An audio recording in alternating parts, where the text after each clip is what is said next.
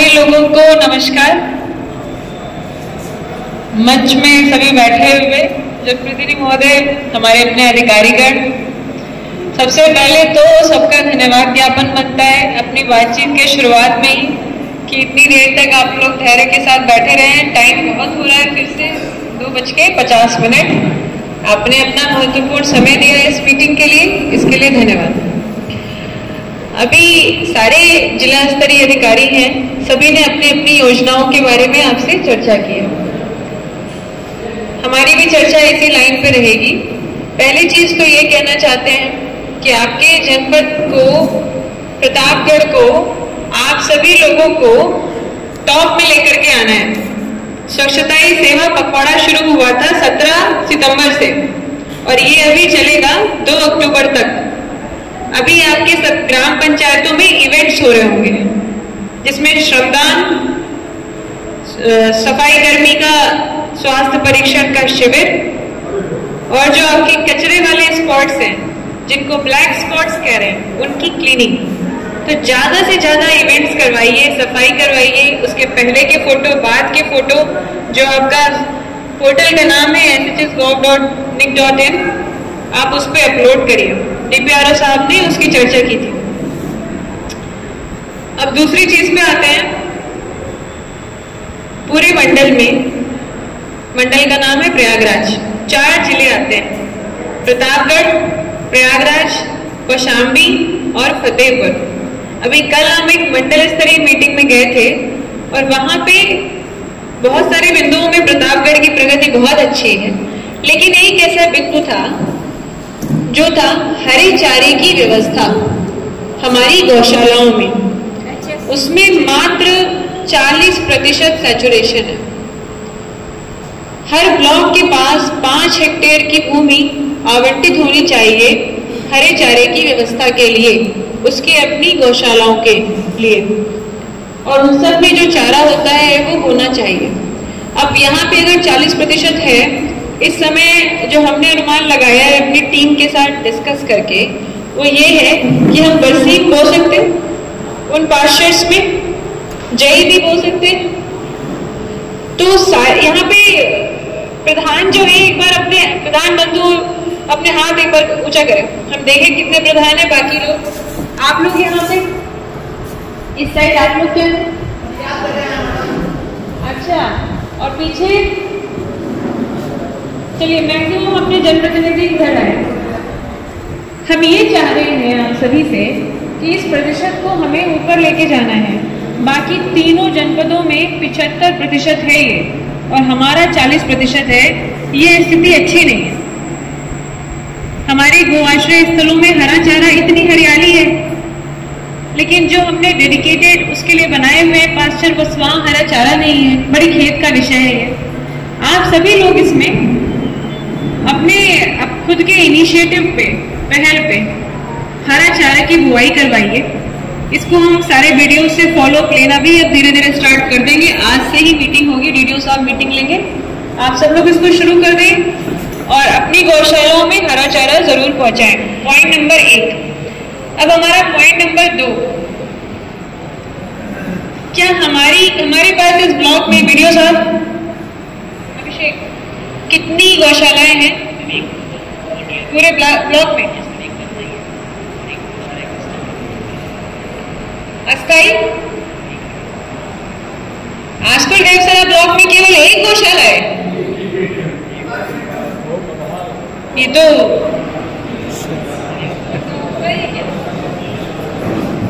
चलिए जो भी है, ये विवेचना बाद में करेंगे। यहाँ पे एक क्यों है, लेकिन जो एक भी आपके पास है वो किस गांव में? अतरौला, उमरडिया से आए हैं प्रधान जी। अच्छा, यहाँ पे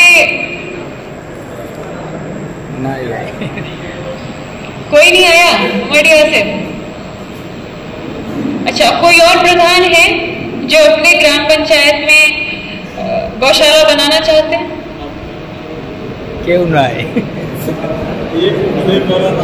नहीं बनाना चाहते हैं?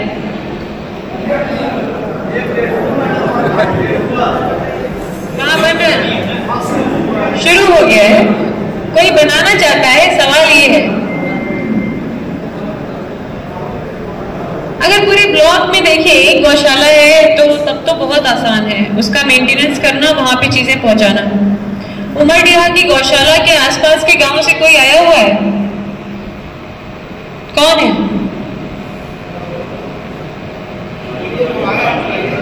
ब्लॉक में जो प्रधान संघ के अध्यक्ष हैं वो यहाँ पे हैं? कौन है? परिचय दीजिए अपना। नीलम सिंह ग्राम प्रधान कबीर। सुनाई दीजिए प्लीज, आगे आ जाइए। नीलम सिंह प्रधान कबीर। नीलम सिंह कबीरपुर। कबीर नीलम सिंह आपका नाम है? नहीं होगा नाम है। अच्छा, तो वहां पे हरा चारा रहता है प्रधान जी? नहीं, बगल उमरडी के बगल में वहां पे पूछ रहे हैं ना, उस गांव। हमारे यहाँ से दूर है, 5 किलोमीटर दूर। आप प्रतिनिधित्व तो कर रहे हैं ना सभी प्रधानों का, हम उस लिहाज से पूछ रहे हैं।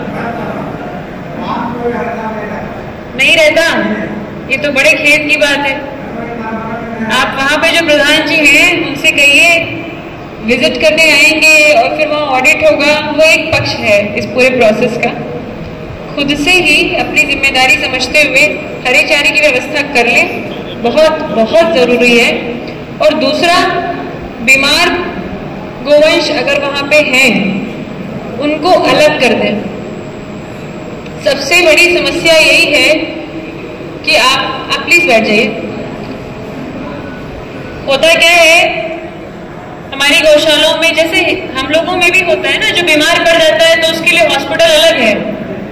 घर में भी जो बीमार पड़ जाता है उसको थोड़ा ज्यादा अलग खाना दोगे, उसकी ज्यादा केयर करोगे।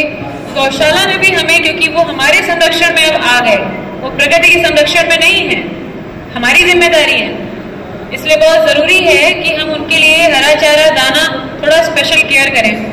अगर वहां के प्रधान जी होते तो ज्यादा अच्छे से बातचीत हो जाती, लेकिन हम उम्मीद करते हैं कि आप उनसे ये चीज डिस्कस करेंगे। वहां के सचिव हैं क्या? कौन है सचिव?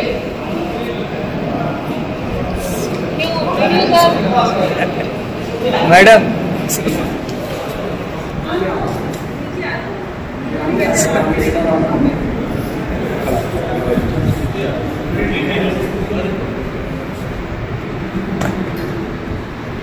क्या उमरडीहा? हाँ, तो वहाँ हरा चारा क्यों नहीं रह रहे हैं? वो सज्जन वहाँ बता रहे हैं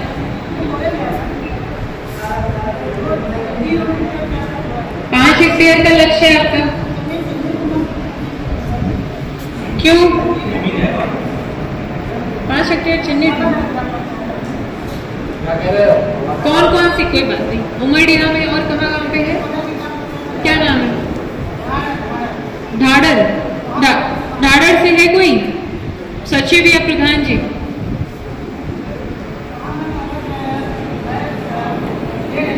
चलिए ठीक है, इसको अलग से डिस्कस कर लिया जाएगा। जो इम्पोर्टेंट है वो ये है कि इसके प्रति संवेदनशीलता रखें। और जैसा पीडीडीआरडीए साहब ने बताया था कि मनरेगा एक ऐसी योजना है जिसमें बहुत सृजन की क्षमता है। आपने सोच लिया कि हमें ये बनाना है और आप उसको एक रियलिटी में उतार सकते हैं। इसलिए कुछ अच्छा सोचिए, कुछ बढ़िया बनवाइए, कुछ पार्क बनवाइए, खेलने की जगह बनवाइए। हमारी तरफ से आपको पूरा सहयोग रहेगा। इसके अलावा ये बैठक का पर्पस ये नहीं है कि हम आपको बोलें, यहाँ पे बहुत सारे कंप्लेंट्स तो आ गए हैं, जनता दर्शन भी इसका पर्पस नहीं था, वो अलग चीज है। पर फिर भी हम प्रधानों से जानना चाहेंगे, क्या कोई समस्या है? प्लीज शेयर करिए आप जो भी कहना चाहते हैं।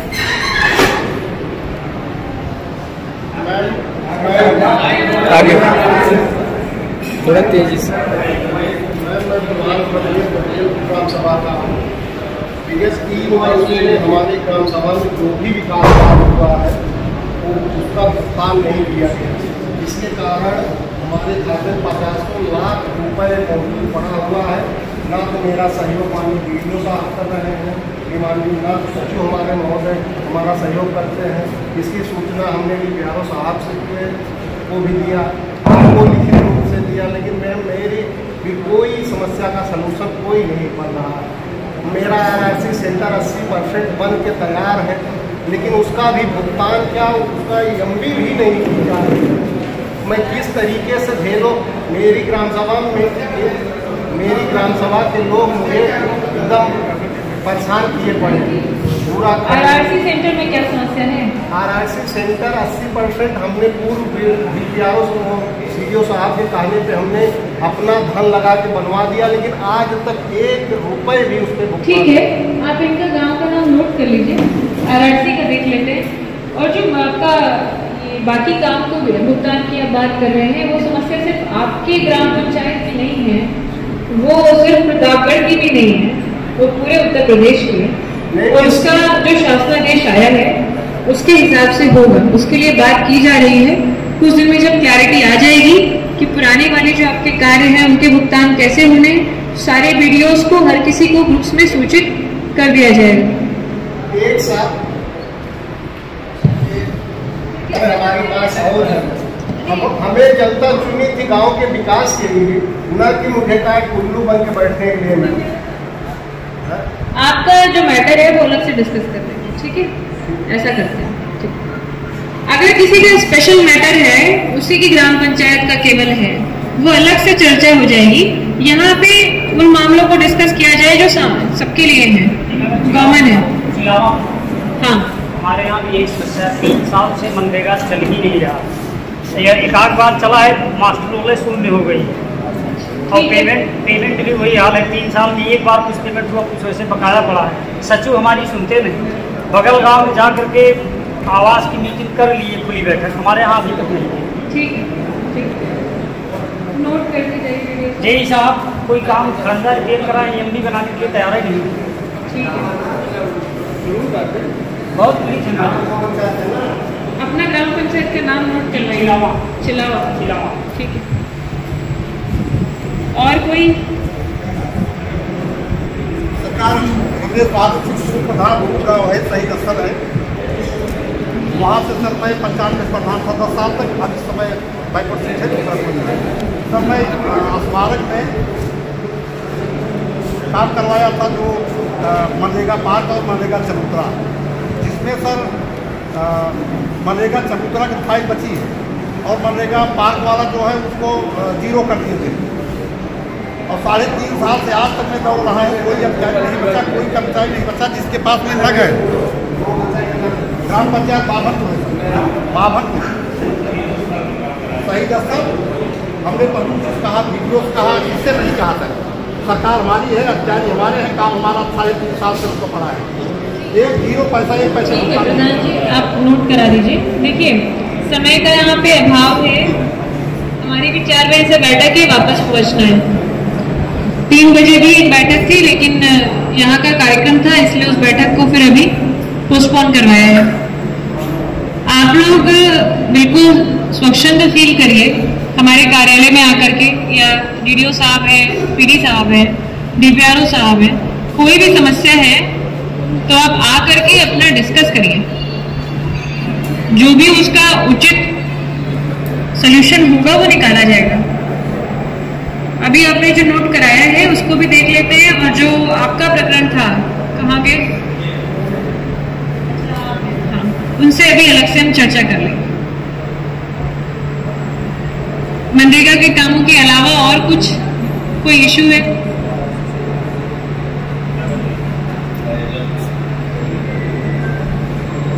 ठीक है, इसके अलावा कुछ ऑब्जर्वेशन है हमारे? एक निवेदन और है हमारे, इस बात में जो भी मनरेगा का पक्का काम का भुगतान होता है, किसी भी ग्राम प्रधान का नहीं होता है, 60-40 के रेशियो से नहीं होता, इस पे भी ध्यान दें। आज पर डेढ़ सवा का पिछली बार डिस्टर्ब हुआ है, इस बार वीडियो सब आपकी इस बार इंश्योर करेंगे कि रेशियो का एडहेरेंस होगा, ठीक है? इस गाँव खर्चा होता है उसका 25 लाख का भुगतान हो जाता है। ग्राम प्रधान का मैम कोई भी भुगतान नहीं होता, प्रधान डालता रहता है बेचारा काम, तो मनरेगा का काम कराए। अगर इसी तरीके से चलता रहा तो कौन सा विकास होगा, कौन सा कार्य होगा। ठीक है प्रधान जी, नोट कर लिया। सारे प्रधानों का नहीं खा रहे हैं, अच्छा, कुछ और अलग मैटर्स हैं, इन पे एक बार हम जानना चाहेंगे। ये जियो टैगिंग जो हुई है आपकी फेज 1, इसमें 538 क्यों पेंडिंग है?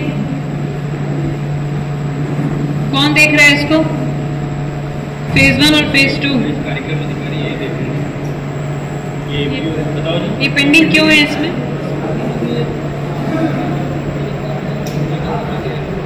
नहीं, आपको लगता नहीं है, इसको आप लिखित में देंगे कि करंट स्टेटस क्या है। और ये दिव्यांग व्यक्तियों को रोजगार, इसमें प्रतिशत 31 से 81 ऐसे क्यों लिखा हुआ है आपने? इसका क्या मतलब है? 7 इतने कम लोगों को। देखिए, आप सभी लोगों से एक निवेदन और है, सभी प्रधानों से, कि जब आप मनरेगा में काम करवाते हैं तो महिलाओं का प्रोत्साहन करिए, साथ में जो दिव्यांग व्यक्ति हैं उनको भी उसमें आप शामिल करिए। उनसे जो भी उनकी क्षमता के हिसाब से काम है उनको आप लीजिए, क्योंकि हम ऐसा इसलिए कह रहे हैं, आपका डेटा के हिसाब से पंजीकृत व्यक्तियों की संख्या 22 है और केवल उसमें से 7 लोगों को काम मिला है। ये हम दिव्यांग व्यक्तियों की बात कर रहे हैं, ये बहुत कम प्रतिशत है, इस पे आप लोगों को ध्यान देने की आवश्यकता है। ये अमृत सरोवर की प्रगति आपकी कम है, 46 में से अभी तक केवल 39 हुए हैं। कौन देख रहे हैं? क्यों है ऐसा?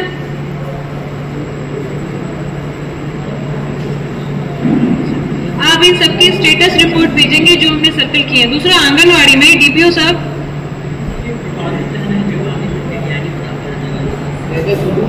ये तेलियानी में क्या विवाद है? तेलियानी में भूमि विवाद किस बात का है? तेलियानी से कोई आया हुआ है? आप हैं? सीडीपीओ हैं यहाँ पे? क्या विवाद है तेलियानी में? तो यहाँ क्यों लिखा हुआ है आंगनबाड़ी केंद्र? तेलियानी में जो आंगनबाड़ी सेंटर बनना है, क्या जमीन का कोई विवाद है? क्या विवाद है? कम पड़ रही है तो उसके लिए कोई पत्राचार हुआ? विद्यालय बना रहे हैं या अलग अलग? डीपीओ साहब, आप एक बार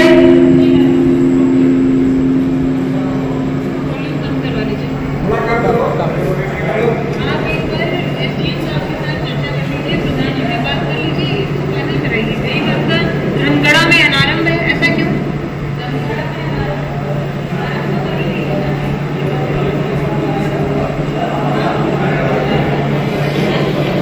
व्यक्तिगत शौचालय में 489 अवशेष है।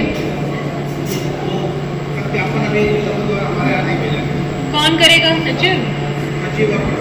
सचिव और प्रधान जी। देखिए, आप लोगों के ब्लॉक में आपका व्यक्तिगत शौचालय का लक्ष्य था 6159, जिसमें से अभी 489 अवशेष है। ये आपको और आपके सचिवों को सत्यापित करके भेजना है।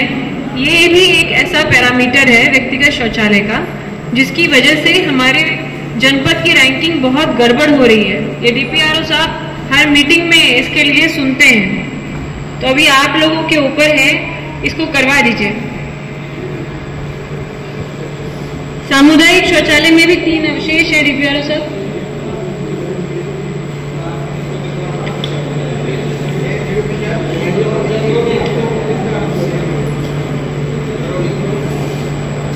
ये वृद्धावस्था इन सब देखना है पेंशन।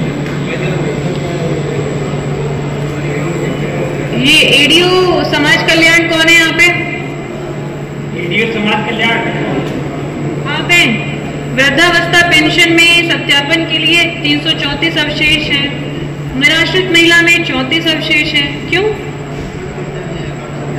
नहीं? आप इस बुकलेट में जो लिखा हुआ है ये आज की डेट का डेटा है ना, तो 24 तारीख तक तो 334 वृद्धावस्था पेंशन जैसी चीजों में क्यों अवशेष छोड़ दिया?